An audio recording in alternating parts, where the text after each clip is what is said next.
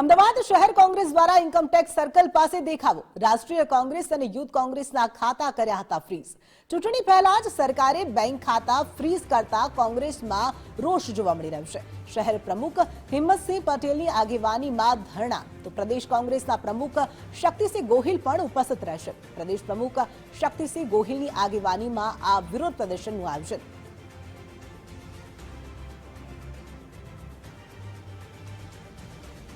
વધુ વિગતો સાથે સંવાદદાતા કિશન કાંટલિયા જોડાઈ ગયા છે। કિશન, જે પ્રકારે અમદાવાદ શહેર કોંગ્રેસ દ્વારા ઇન્કમટેક્સ સર્કલ પાસે દેખાવો કરવામાં આવી રહ્યા છે, વિરોધ પ્રદર્શન કરવામાં આવી રહ્યું છે, શું વધુ વિગતો?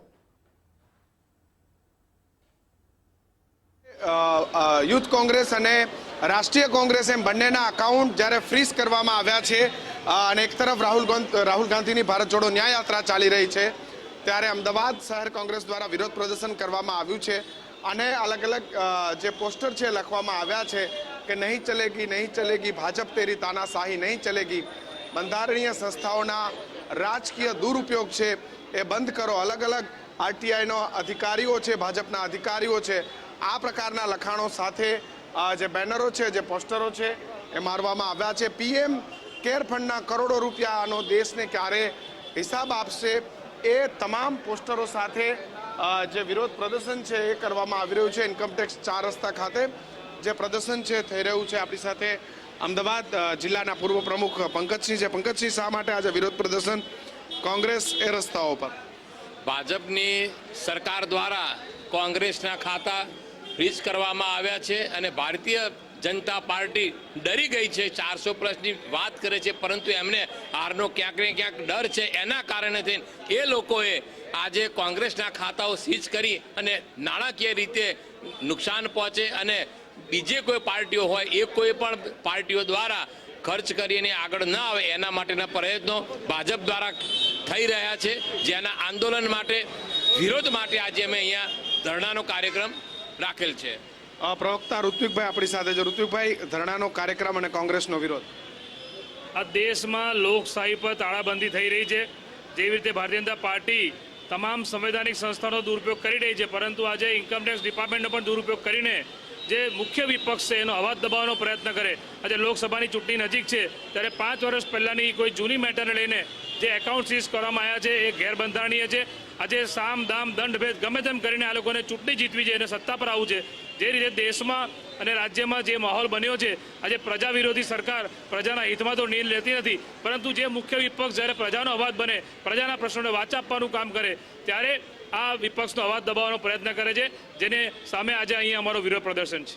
બિલકુલ, તો વિરોધ પ્રદર્શન છે થઈ રહ્યું છે અને વિરોધ પ્રદર્શનમાં કોંગ્રેસના આગેવાનો દિગ્ગજો ઉપસ્થિત છે। શહેર પ્રમુખ હિંમતસિંહ પટેલ આપણી સાથે છે। હિંમતસિંહભાઈ સાથે વાત કરશું। હિંમતસિંહ, ચૂંટણીનો સમય છે અને કોંગ્રેસના અકાઉન્ટ ફ્રીઝ થઈ ગયા છે, કેવી રીતે લોકસભાની ચૂંટણી કોંગ્રેસ લડશે?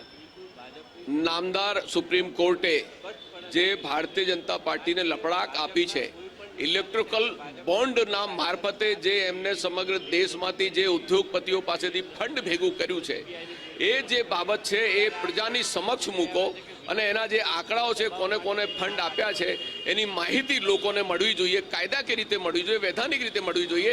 એ વાતથી લોકોને ધ્યાન ભટકાવવા માટે એમને કોંગ્રેસને જે રીતે આવકવેરા વિભાગનો જે રીતે કેટલાક સમયથી જોઈ રહ્યા છે કે ભારતીય જનતા પાર્ટી ક્યાંક ઈડીનો, ક્યાંક ઇન્કમટેક્સનો, ક્યાંક પોલીસનો ડર બતાવીને લોકોને ત્યાં જેલમાં નાખીને, વિપક્ષના લોકોને ત્યાં રેડો કરીને, જે વિપક્ષનો અવાજ દબાવીને જે લોકશાહીની હત્યા જે કરી રહી છે, હું માનું છું કે પ્રજાતંત્ર અને લોકતંત્ર માટે આ કાળો દિવસ છે અને તમારે કોઈ પણ હિસાબ કિતાબ હોય તો ઇન્કમટેક્સના નીતિ નિયમો હોય છે અને નોટિસ અપાય, એનો જવાબ મંગાય, પણ તમે નામદાર સુપ્રીમ કોર્ટની અંદર ભારતીય જનતા પાર્ટી જે રીતે એના ચહેરા ઉપરનો નકાબ ખુલ્લો કર્યો છે કે જે રીતે એને ઇલેક્ટ્રિકલ બોન્ડના મારફતે હજારો કરોડ રૂપિયા એની પાસે જે ફંડ ભેગું કર્યું છે, એ ફંડના પૈસાઓ લોકોની સમક્ષ મૂકવા પડે એ વાતને ક્યાંક ને ક્યાંક લોકોનું ધ્યાન ભટકાવવા માટે આ કર્યું છે। એનાથી કોંગ્રેસ વિચલિત ના થાય। હિંમતસિંહ, એક તરફ કોંગ્રેસ તૂટી રહી છે, એ અમદાવાદ હોય, ગુજરાત હોય, રાજસ્થાન હોય કે આખો દેશ હોય, કોંગ્રેસ તૂટી રહી છે, નેતાઓ છોડી રહ્યા છે મહારાષ્ટ્રની અંદર, રાજસ્થાનની અંદર।